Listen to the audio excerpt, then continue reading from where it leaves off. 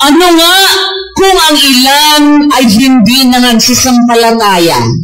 Ang di pananampalataya nila ay nagpapawalang halaga baga sa pananampalataya ng Diyos? Ang Diyos ay mananampalataya. Tama? Tama po. Unang 9 ng unang Korinto sa tamang pagkasabi. Ang Diyos ay mapanampalatayahin, na sa pamamagitan niya ay tinawag kayo sa pakikisama ng kanyang anak na si Jesucristo na Panginoon natin. Tayo, tinatawag ng Diyos sa iglesia, tama? Tama po. Dahil sumasampalataya ang Diyos sa atin. Amen. Naniniwala siya sa atin. Amen. Anong pruwebang naniniwala siya sa atin? Sabi ng Diyos kay Satanas na kanyang kaaway, napansin mo ba si Job, ang aking lingkod na si Job? Walang kapareho niya sa ibabaw ng lupa. Buo ang tiwala ng Diyos kay Job. Dahil ang kaharap niya, yung kaaway niya, na hinahamon pa siya ni Satanas. Kaya ka lang naman iniibig ni Job kasi pinarami mo ang kanyang kayamanan Alisin mo lahat yung kayamanan niya, itatakwil ka niya ng mukhaan. Sabi ng Diyos, sige, puntahan mo, alisin mo yung kayamanan niya. Pinunta ni Satanas, pinatay lahat ng baka, pinatay, at yung mga anak ni Job, walang natira, asawa lang. Diba? Opo. Nag-ipon uli yung mga anak ng Diyos. Nasa Biblia, kinukwento ko na lang para huwag masyado mahaba O Satanas, nung pinunta yung mga anak ng Diyos, lagay mo na lang sa talata at ako na lang ang magdadagdag, no? Muli nang nangyari ulit, nang pumaroon ng mga anak ng Diyos upang magsiyarap sa Panginoon, nakiparoon din sa Satanas upang umarap sa Panginoon. Sinabi ng Panginoon kay Satanas, saan ka nang galing? Sumagot si Satanas, doon sa lupa, sa pagpaparoot pa rito at pagmamanik-manaog doon. Tinanong uli siya ng Diyos, iyo bang pinansin ang aking lingkod na si Job? Sapagkat walang gaya niya sa lupa, nasakdal at matwid na lalaki, natatakot sa Diyos, humihiwalay sa kasamaan, at siya'y namamalagi sa kanyang pagpatapat, bagaman ako'y kinilos mo laban sa kanya, upang ilugmok siya ng walang kadahilanan. Hindi mo nalugmok si Job. No? Nawala yung mga pag-aari niya, namatay mga baka niya, libo-libo namatay, at yung mga anak niya, patay lahat, walang natira, asawa lang. Opo. Hinamonan ni Satanas ang Diyos. Sumagot ang Diyos sa hamon ni Satanas. Sige, bakit kung ikaw ang Diyos na nakakakita ng puso ng tao, sasabihin mo ba yung kung di mo napipiyak si Job? Opo, hindi niya sasabihin kung hindi niya napipiyak si Job. Opo? Nakakatiyak siya. Naniniwala siya kay Job na mananatiling lingkod niya hanggang wakas. Tama? Amen. Ito pa isang kasaysayan. Sinugo ng Diyos si Jonas. Pumunta lang Ninive, ginawa pumunta ng Tarsis. Pinabagyo ng Diyos. Pinabagyo. Tinapon si Jonas dahil binulog ang barko. Sinalo ng isda, dinala sa Ninive. May tiwala ba ang Diyos kay Jonas o wala? Meron po.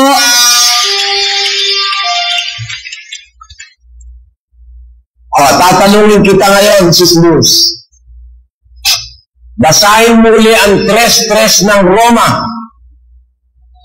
Ano nga, kung ang ilan ay hindi nagsisampalataya, ang di pananampalataya nila ay nagpapawalang halaga baga sa pananampalataya ng Diyos? Nobody can destroy God's faith. Amen. Man's failure is not God's failure. Amen. If other man fails or falls, it is not God who failed or who fell. Opo. tuloy ang pananampalataya ng Diyos. At yung pananampalataya na yon, ini-exercise niya yon sa lahat ng salit-saling lahi. 41:4 ng Isayas.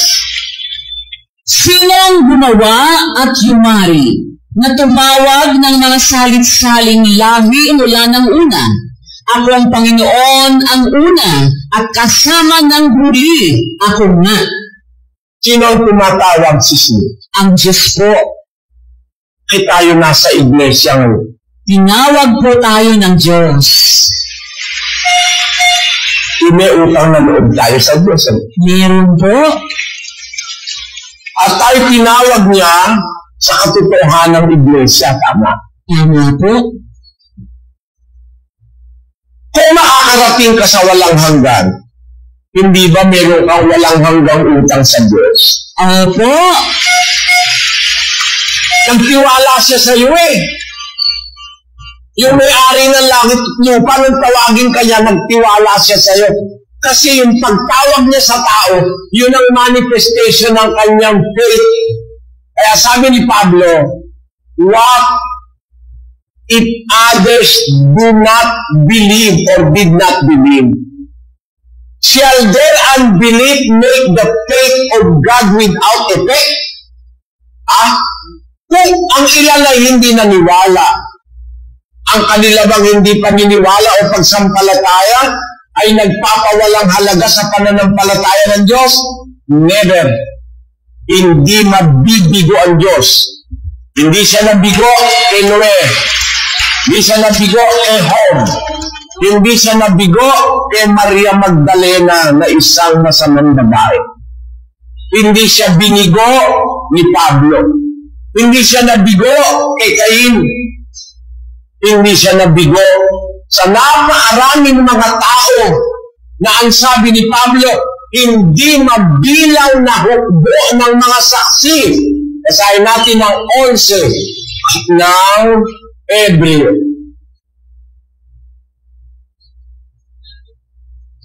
Yan mga nakukubkob doon sa saksi.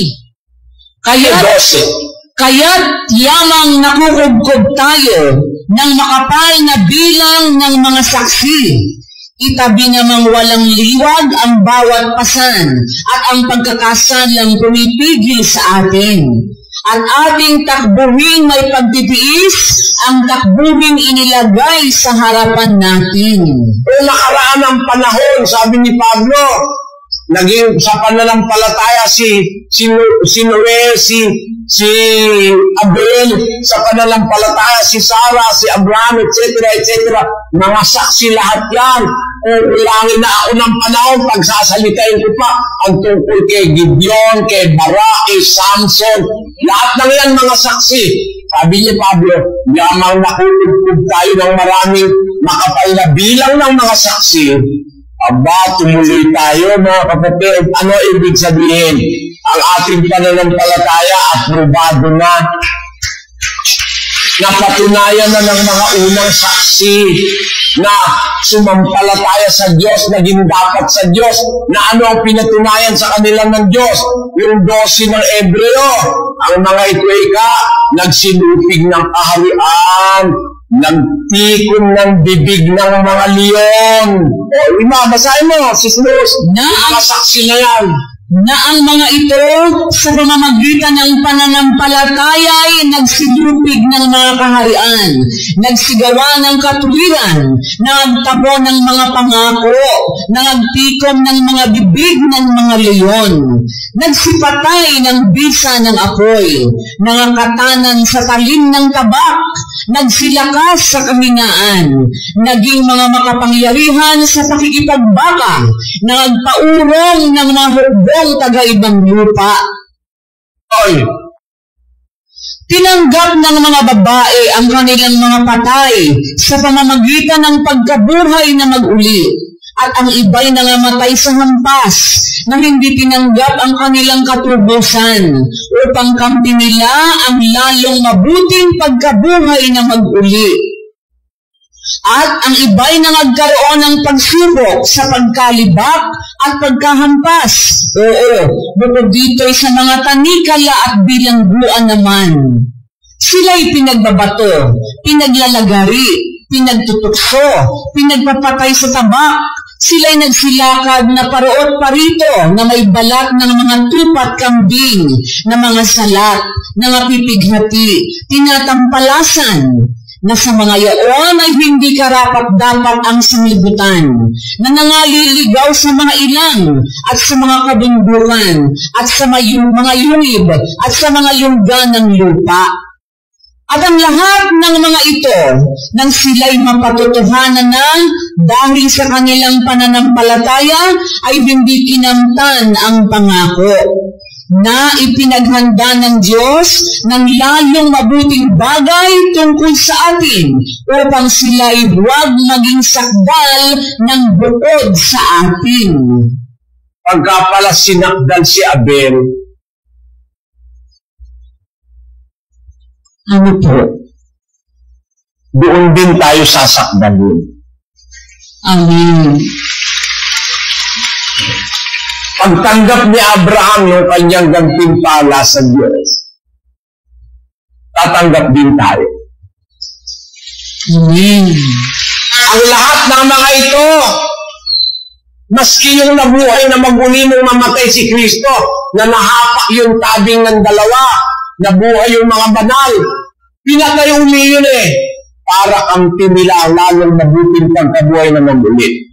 Ang mga ito, nang mapatutuhanan na dahil sa kanilang pananampalataya, hindi nila nakamtan pa ang pangako na ipinaghanda ng Diyos ng lalong mabuting bagay tungkol sa atin, upang sila'y huwag maging sakdal ng bukod sa atin. Ayun. Lahat ng mga heroes of faith, mula kay Abel, si Abraham, si Noe, si Isaac, si Jacob, si Sarah, si Rahab, si Samson, si Jephthah, lahat ng heroes of faith, lahat ng mga taong nagtiwala sa Diyos, na pinagtiwalaan ng Diyos. Alam mo kapatid na Luzano, ang diferensya lang natin, wala tayong tiwala sa kapatid.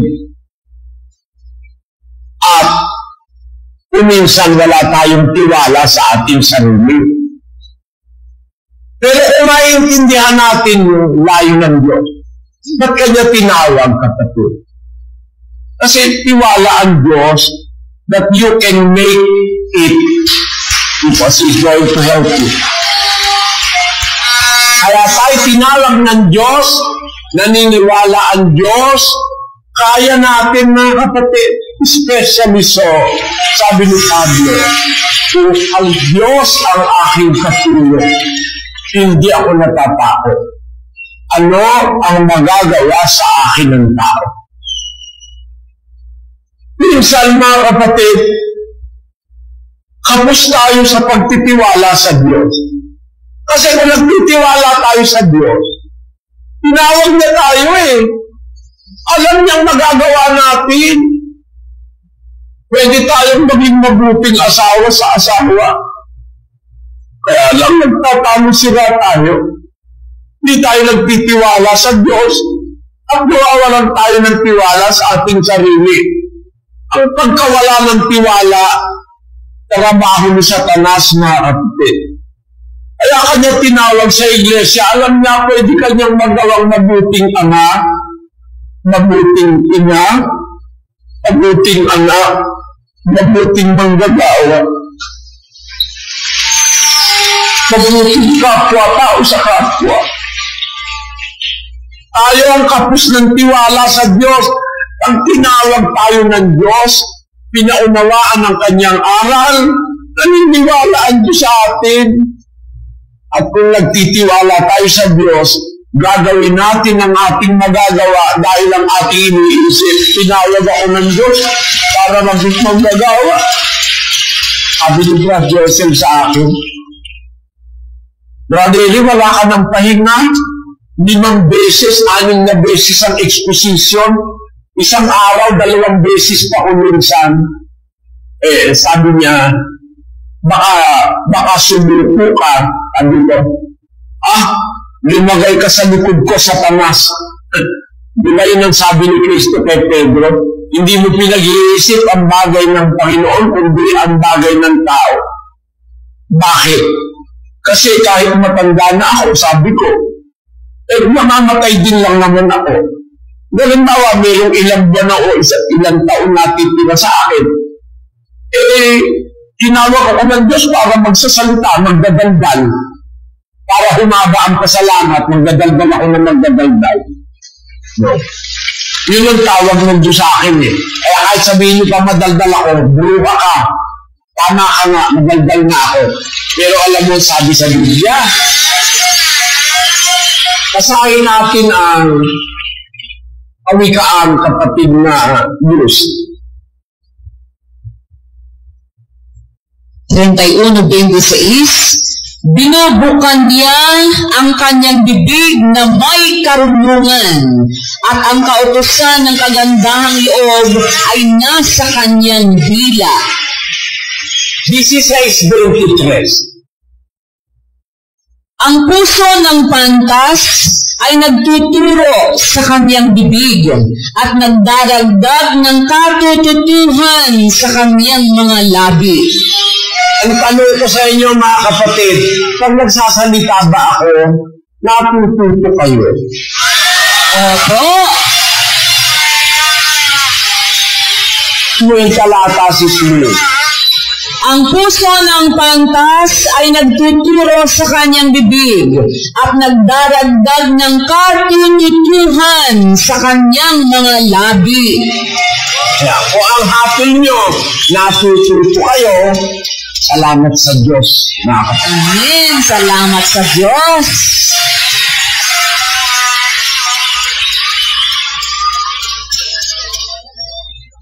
Kaya, madaldal ako.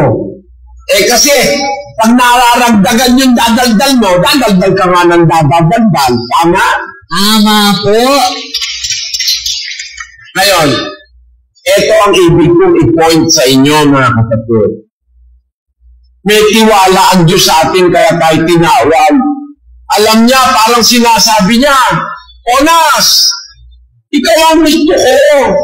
Huwag ka tumatakas, ikaw ang gusto ko. Tiwala ako sa iyo, Onas. Kaya kita tinatawag. Kaya ikaw ang inuutusan ko, tumatakas ka. Ito ngayon ang ginawa ko, pinabagyo ko. Opo, dahil gusto ko talagang ikaw ang gumawa niyang trabaho. Gawin mo.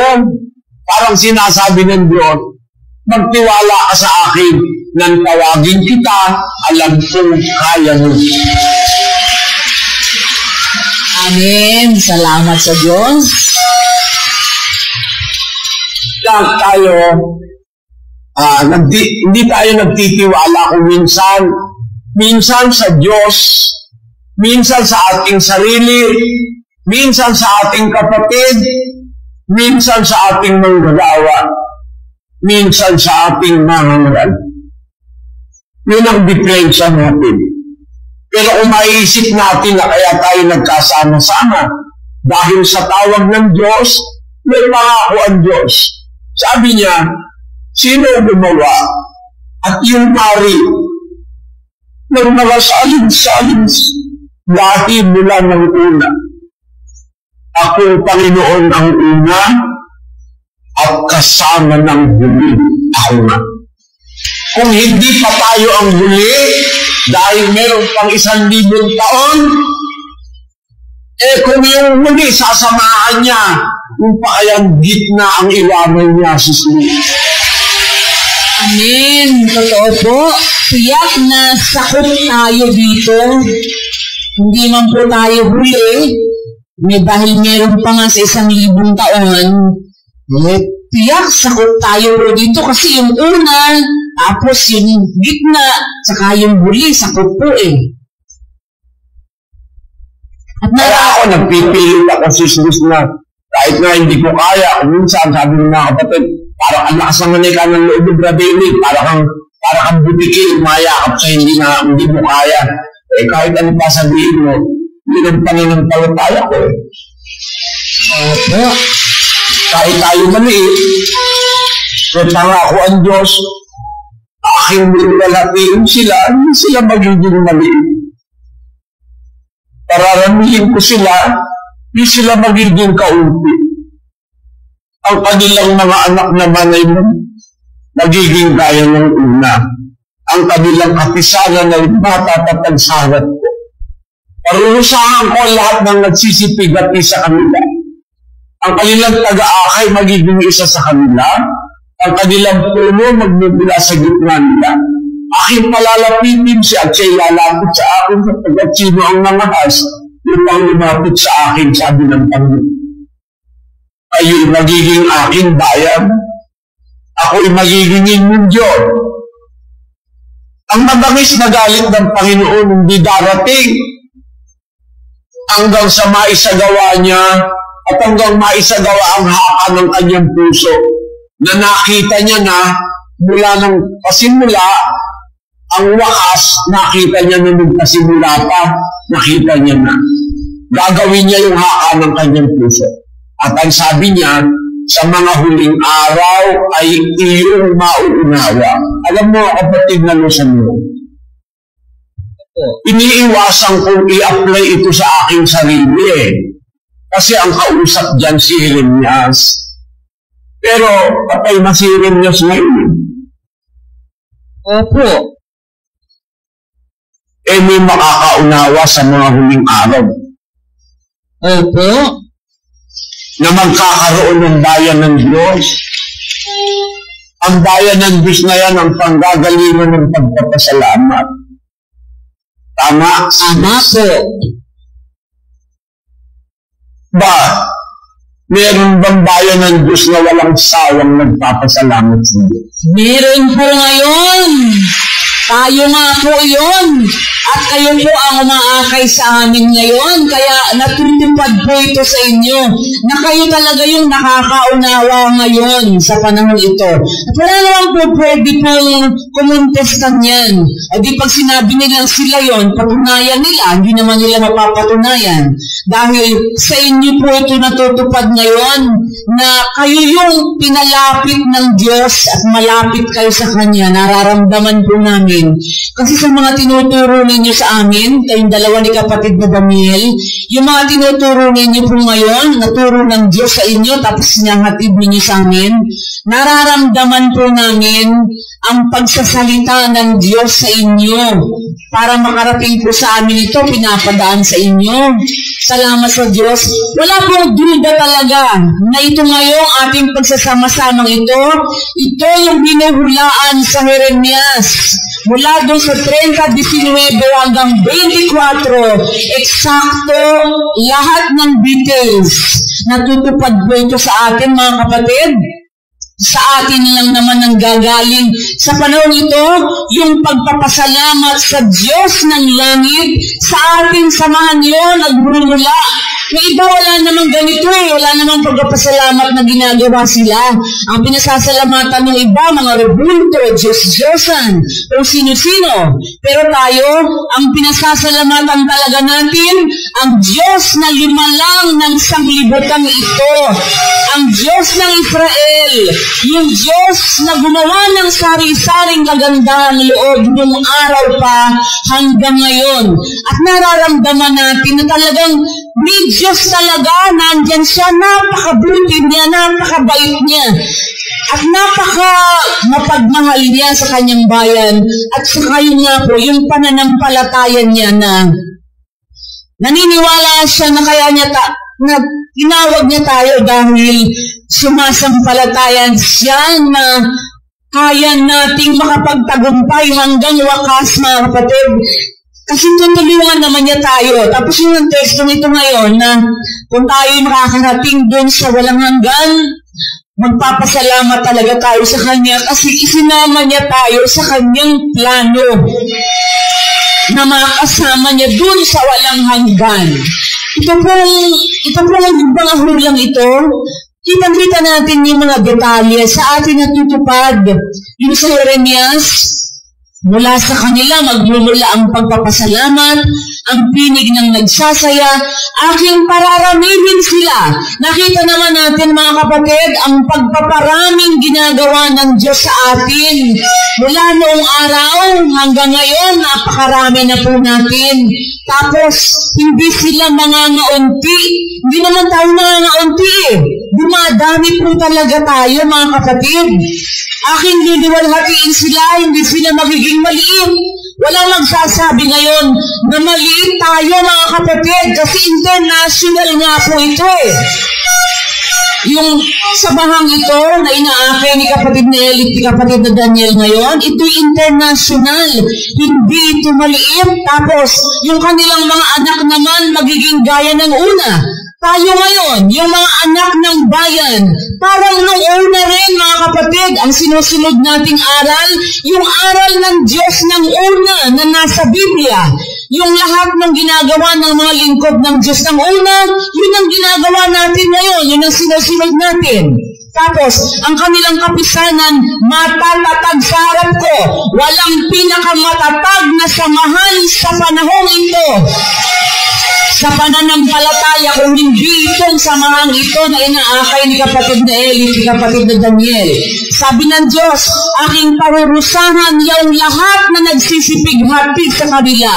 Marami na po tayong nakita na mga nagsipig-hati sa bayan ng Diyos na pinarusahan ng Diyos. Bagaman hindi tayo natutuwa na sila nakita natin kung anong nangyari sa kanila at nakita natin yung pagpaparusa ng Diyos sa kanila, hindi tayo natutuwa na gano'n ang nangyayari sa kanila. Pero napapatunayan natin na tinutupad ng Diyos ang kanyang pangako sa kanyang bayan. Naparurusahan ko lahat na nagsisipig-hati sa kanila. Tapos sabi pa ng Diyos, ang kanilang taga-akay magiging isa sa kanila. Si kapatid na Eli at si kapatid na Daniel, ang kanilang puno magmumula sa gitna nila. Diba sa atin galing si kapatid na Eli, si kapatid na Daniel, hindi sila naanib sa ibang relihiyon. Dito sila ipinanganak pareho. Ang kanilang puno magmumula sa gitna nila, si kapatid na Eli yun. Ang kanilang taga-akay magiging isa sa kanila, si kapatid na Daniel yun. Tapos, ang kanilang puno, aking palalapitin siya. Siya'y lalapit sa akin, sapagkat siniyaw ng ahas upang lumapit sa akin, sabi ng Panginoon. Nararamdaman po natin kung gaano kalapit sa Panginoon si kapatid na Eli at si kapatid na Daniel. Kinakausap sila ng Diyos sa pamamagitan ng mga teksto, sa pamamagitan ng mga aral na ito na ipinauunawa sa kanila. Kinakausap sila ng Diyos dahil gusto ng Diyos makarating sa kanyang bayan ang kanyang mga gustong sabihin sa bayan. At ang sabi, kayo'y magiging aking bayan at ako'y magiging inyong Diyos. Ito po ang isang napakalaking karangalang masasabi natin mga kapatid na tayo'y bayan ng Diyos at sinasabi ng Diyos na ako'y magiging inyong Diyos. Hindi niya tayo ikinakaila. Inaangkin niya tayo na tayo'y kanyang bayan. At yun ang napakalaking karangalan sa atin kasi sino mo naman tayo? Wala naman tayong silbi. Mahirap lang tayo. Madukha. Pero yung Diyos na makapangyarihan sa lahat, mayaman sa lahat, may-ari ng lahat ng bagay, tinatanggap niya tayo na tayo'y kanyang bayan. Kaya isang napakalaking karangalan sa atin mga kapatid. At ito'y sapat na dahilan para magsikap po tayo talaga na tayo'y makagraduate, makatagpos hanggang sa wakas na huwag tayong bibitaw kasi nagtitiwala sa atin ang Diyos na kaya natin makapagtagumpay hanggang sa wakas kasi tutulungan niya tayo dahil nakatakda na po ito. Mula pa sa umpisa, nakita na ng Diyos hanggang sa wakas. Kaya nga niya tayo tinawag kasi nagtitiwala siya sa atin mga kapatid. Kaya Yung sinasabi ni kapatid na Efren nga no retreat, no surrender. Walang susurrender sa atin. Kailangang makatagpos tayo para huwag mabigo ang Diyos sa kanyang pananampalataya, mga kapatid. Yun po, Brother Eli, ang aming naintindihan. Salamat sa Diyos. Ang isang bagay na nagpapatunay na may tiwala ang Diyos sa kanyang mga lingkod, yung nasa 10:13 ng unang Korinto. Hindi dumating sa inyo ang anumang tukso, kundi yung matitiis ng tao. Datapwat-tapat ang Diyos na hindi niya itutulog na kayo'y tuksuhin ng higit sa inyong makakaya. Yung kamon, alam ng Diyos ang kakayahan natin Kaya tayo tinawag ng Diyos, alam niya yung capacity natin, yung kakayahan natin. At nakaayuda siya. Nakabantay siya para tumulong. Hindi niya itutulot na kayo tuksuin ang higit sa inyong makakaya. Kundi kalakip din ang tukso. Gagawin naman ang paraan ng pag-ilag upang ituin yung matiis. Napakadakila ng plano ng Diyos sa kanyang mga lingkod. Napakadakila. Kaya nung makakita siya doon sa Epeso, alam mo sabi ng Diyos sa Epeso, sa 2:2 hanggang 5 ng Apokalipsis, nalalaman ko ang iyong mga gawa at ang iyong pagpapagay at pagtitiis, at hindi mo matiis ang masasamang tao. At sinubok mo ang mga nagpapanggap na apostol, at sila'y hindi gayon, at nasumpungan mo silang pawang bulaan. At may pagtitiis ka, at nagbata ka dahil sa aking pangalan, at hindi ka napagod. Ngunit mayroon akong laban sa iyo, na iyong iniwan ang iyong unang pag-ibig. Kaya't alalahanin mo kung saan ka nahulog, at magsisi ka, at gawin mo ang iyong mga unang gawa, o kung hindi ay paririyan ako sa iyo, at aalisin ko ang iyong kandelero sa kanyang kinalalagyan, maliban na magsisi ka. Kita mo, may tiwala siya sa kanyang mga lingkod. Kaya nung makakita siya sa Epeso, may laban ako sa iyo, iniwan mo una mong pag-ibig. Bakit? Lalaban ba ang Diyos sa iyo kung alam niyang hindi mo alam? Kung alam niyang hindi mo kaya? Bakit ka sisisihin ng Diyos kung iwan mo yung una mong pag-ibig kung alam niyang hindi mo kaya? Kaya kanya sinisisi, kaya kanya meron siyang laban sa iyo, pag iniwan mo yung unang pag-ibig kasi alam niyang kaya mong itagpos hanggang sa katapusan. Tama ba? Amen po.